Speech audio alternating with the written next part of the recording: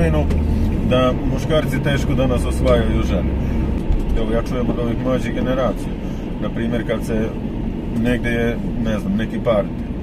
Muškarci znaju, znači, doći onako, u radnoj uniformi. Vidno, zamusani. I normalno, Poznam koju poruku oni s tim? A oni šalju poruku kako su oni vrijedni. Ja bi pitao žene, kada vidite tako, ali vas to odbija, ili vam to muškarce čini koži? Vjerojatno muškarac tu šalje poruku, vidi ovo, ja sam ti od 0 do 24 u poslu.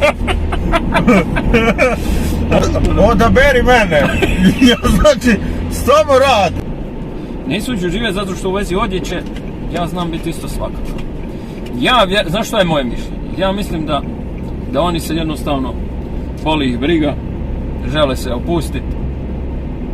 Možda su čak to, ja ću im dati za pravo da su to čak možda dio muške populacije koji ima samopouzdanje visoko, možda čak i pretjerano. Ali pazi!